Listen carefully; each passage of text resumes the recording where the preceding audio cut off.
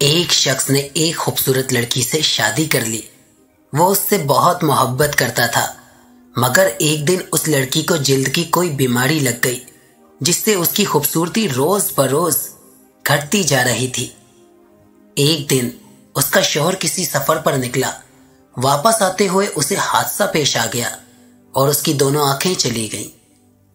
خیر، ان کی ازدواجی زندگی یوں ہی چلتی رہی اور اس کی بیوی کی خوبصورتی مزید دن بدن گرتی جا رہی تھی، مگر اندھے آدمی کو اس بات کا علم ہی نہیں تھا، لہٰذا ان کی زندگی پر اس کا کوئی اثر نہیں پڑا۔ دونوں ایک دوسرے کو پہلے کی طرح چاہتے تھے اور ایک دوسرے کا خیال رکھتے تھے۔ اللہ کا کرنا ایسا ہوا کہ ایک دن اس لڑکی کا انتقال ہو گیا۔ اس کا شوہر بہت غمگین تھا۔ اس نے اپنا سب کچھ فروخت کر ڈالا اور اس شہر کو چھوڑ کر کسی دوسرے شہر جانے لگا۔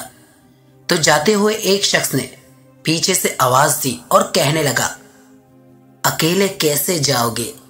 آپ تو اندھے ہو۔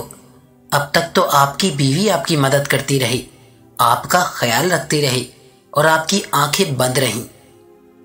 اس کے شوہر نے جواباً کہا، میں اندھا تھا ہی نہیں، مگر اسے ایسا دکھا رہا تھا جیسے میں اندھا ہوں، کیونکہ اگر اسے یہ پتا ہوتا کہ میں اس کی بدصورتی دیکھ سکتا ہوں، یہ احساس اسے اس کی بیماری سے زیادہ اسے تکلیف دیتا۔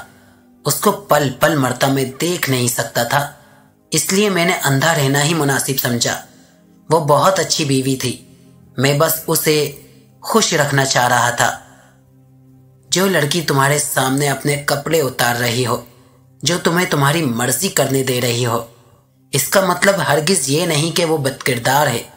اس کا مطلب یہ ہے وہ تم پر بہت اندھا بھروسہ کرتی ہے، اتنا بھروسہ کہ اپنا تن من سب تمہیں سونپ دیا، اور اگر تم نے اس کا بھروسہ توڑا تو تم سے بدترین مرد کوئی نہیں اس دنیا میں۔